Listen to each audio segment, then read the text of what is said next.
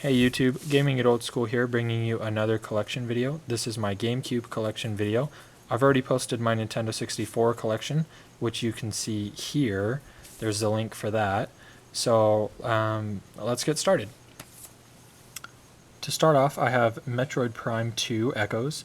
This is a sequel to Metroid Prime, and they made the third Metroid Prime Corruption for Nintendo Wii.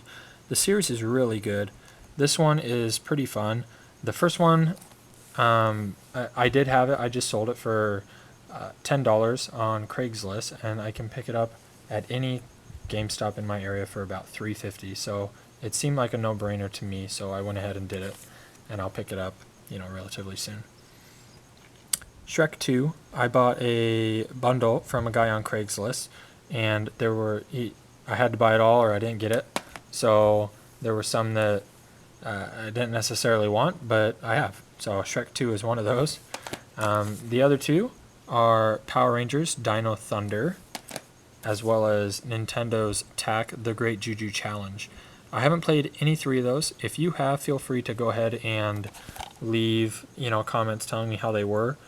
I really don't intend to play them. So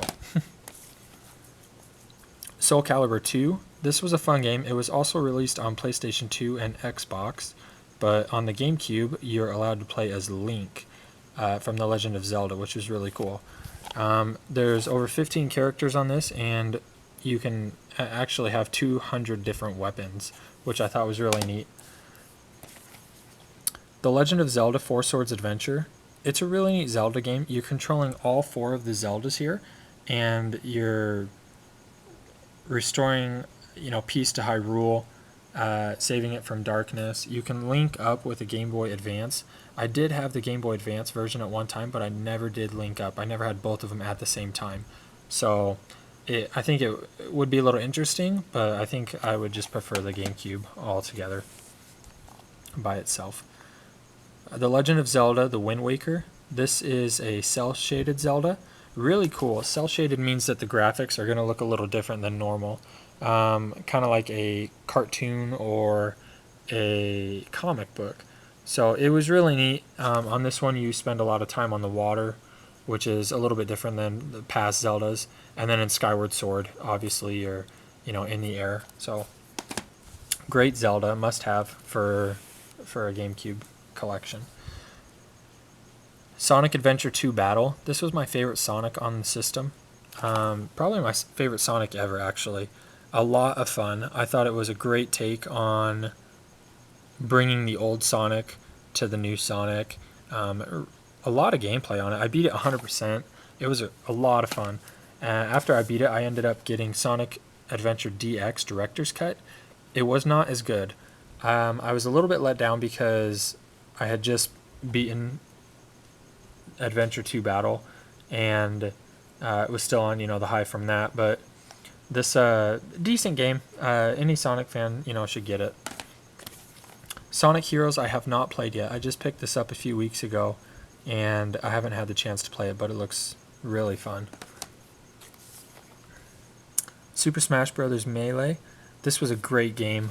They added a lot more characters than the first one, and it's a lot faster paced, which is awesome. It is a blast. Must have for any collection or just a group of friends if you want to have a good time on a Friday night playing video games. This is awesome. I have Super Mario Sunshine, which is a different take on a Mario platformer game. It a lot of fun. You have this Hydro Pack, and basically the story is you get trapped on Delfino Island, and you have to clean up a mess that they think you made, but it was a different Mario, of course. So you have to find the real culprit of all that, but great fun. Luigi's Mansion. I haven't played this yet. It looks like a lot of fun. The only one I heard a lot of people like it. The only one complaint that I've heard is that it was too short of a game, ranging from 4 to 6 hours to beat. So that is really short. I know it was a launch title for GameCube. Maybe that had something to do with it. I'm not sure. But they have Luigi's Mansion 2 coming out relatively soon, I would guess, for the Nintendo 3DS, and I'm really excited about that. So before that comes out, I'm going to go through this so I'm up to snuff on that. Lego Star Wars, the video game, as well as Lego Star Wars 2, the original trilogy. I beat those on Nintendo Wii, so I'm not going to go through them on the GameCube. Really, if you've played through them once, they're good. You don't have to play through them again. But a good pickup. I wouldn't spend too much on them. Maybe $5 a piece. I have Mario Party 4. I have all the Mario Parties for GameCube. Mario Party 4 is awesome. The maps are great. The games are great. It is a lot of fun. I thought they did a really good job with this one. And then you have Mario Party 5, which pretty much is a dumpster fire. They rushed it way too quick. The graphics are terrible. The maps are bad. The mini games are just terrible. It was not that fun. I only have it to complete my series of the games. If you don't care about that, don't get it. Don't even borrow it from a friend to do that to see if you like it. But I was not a big fan. Mario Party 6 is a lot of fun. You have a night and day scheme to the game where different things will happen on, depending if it's night or day. So that's actually really neat. The graphics are great in this and 7, and the mini games I thought were a lot of fun. So I like Mario Party 6 and Mario Party 7. I like them even. I haven't been able to play Mario Party 7 with a microphone, so I haven't gotten the full effect to it. But once I come across one of those, I'll be sure to do it and let you know how it goes. But yeah, a lot of fun with this one too. They have a Bowser temperature gauge that goes off every 3 turns or 4 turns or whatever it is. And when that happens, Bowser comes and visits and has a little change of events. So really fun. Mario Kart Double Dash. This was a different type of Mario Kart. Awesome that they brought 2 players to one kart, but I really didn't care for it that much. I've pretty much come to the conclusion that you either love it or you hate it. I really don't care for it too much. The multiplayer, as far as like battling and stuff, is fantastic, but the races I thought were below par for Mario Kart.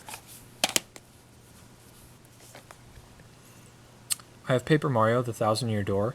I haven't played it yet. I just recently picked up Paper Mario on Nintendo 64, so I wanted to go through that before I went through this. I've only heard great things about it. Really different than your typical Mario, but a lot of fun. I love the RPGs, so I'm really excited for that one. Super Mario Strikers. I'm excited to go ahead and get playing this again. It is a lot of fun.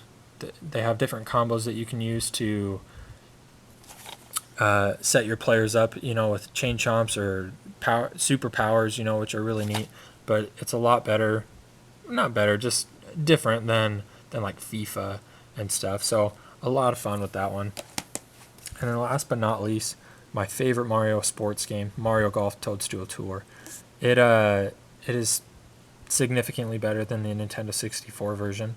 This one, the graphics are great, the gameplay is great, the courses are awesome. There's a lot of courses and a lot of characters that you can unlock and upgrade. I really have nothing bad to say about this. I love how fast it can go too. You don't have to commit to an hour to play a round of golf on the Nintendo. You can play 9 holes in 10, 12 minutes, which is really nice if you got just a little bit of time to burn before you have to leave. So really great pickup. I would encourage you to go out and get it if you haven't yet, especially if you like the other Mario Golfs. I did play this on the Game Boy as well, and this one is by far better, I think. So that is my GameCube collection, and I hope you enjoy. Leave comments below, and if you want me to go in further detail on a certain game, I can definitely do that. All right, thanks.